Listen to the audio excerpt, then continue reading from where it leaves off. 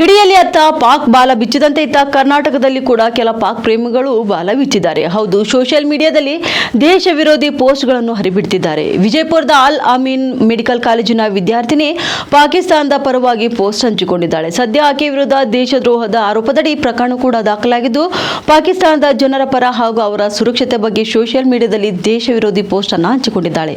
ಇದು ಹಿಂದೂ ಸಂಘಟನೆಗಳ ಆಕ್ರೋಶಕ್ಕೆ ಕಾರಣವಾಗಿದ್ದು, ಸದ್ಯ ಎರಡು ದೇಶಗಳ ನಡುವೆ ಉದ್ವಿಗ್ನತೆ ಹೆಚ್ಚಿದೆ.